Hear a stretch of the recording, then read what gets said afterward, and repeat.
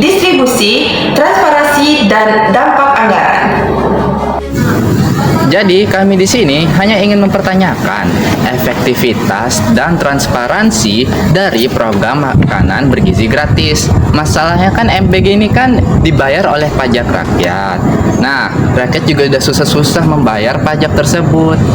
Jadi di sini banyak oknum yang tidak bertanggung jawab membuat makanan yang malah tidak bergizi dan menyalahgunakan pajak tersebut untuk kepentingan mereka. Jadi menurut saya daripada MBG ini banyak jadi ladang korupsi, lebih baik sudah dihentikan saja.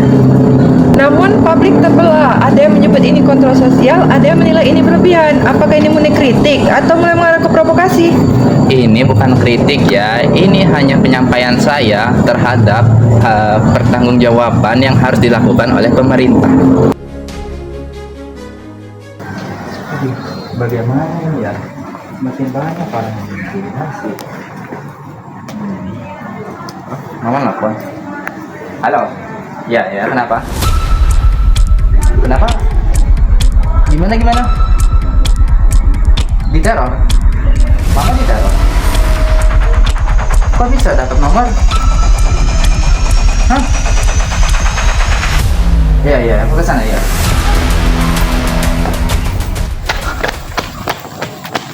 Hot news! Kamu tahu, Bang Tio sekarang jadi teror. Oh iya, aku udah tahu. Jelas-jelas itu tuh melanggar hukum. Kan negara kita negara demokrasi ya. Hukum mana maksudmu? Kita mulai dari dasar aja deh. Kritis itu adalah hak konstitusional. Pasal 28E ayat 3 menyatakan setiap orang berhak mengeluarkan pendapat. Pasal 28F menjamin hak menyampaikan informasi. Jadi harusnya kritis itu tidak menjadi masalah dong. Benar. Di atas kertas sangat indah.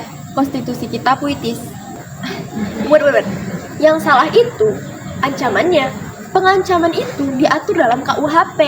Ancaman menggunakan media elektronik diatur dalam UU ITE pasal 29. Jika ada unsur yang menyebabkan rasa takut, itu pidana. And that's really clear. Iya, clear secara teori. Tapi praktiknya?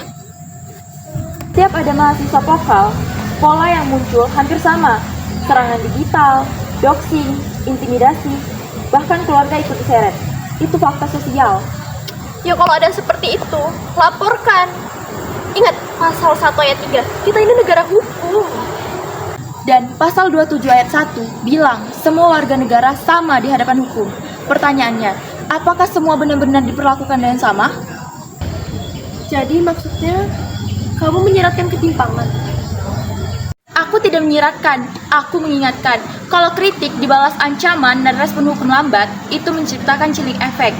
Orang jadi takut bicara, demokrasi melemah, bukan karena kritik, tapi karena ketakutan. Ya jangan digeneralisasi. Itu kan oknum. Kita tuh tidak bisa menyalahkan sistem jika belum ada bukti yang konkret. Buktinya adalah rasa takut yang nyata, bukti sosial. Kalau suara kritis terus diintimidasi, lama-lama orang memilih diam. Dan demokrasi yang penuh orang diam itu bukan stabil, tapi stagnan. Dan demokrasi tanpa kepercayaan pada hukum akan runtuh. Dan demokrasi tanpa ruang aman akan mati pelan-pelan. Aku tidak ingin jadi korban atau simbol. Aku hanya ingin kritik dijawab dengan argumen, bukan ancaman. Kasus ini viral, trending komentar membanjiri media sosial. Isu ini bukan lagi tentang satu mahasiswa. Ini tentang seberapa dewasa demokrasi menerima kritik. Bagaimana tanggapan Anda?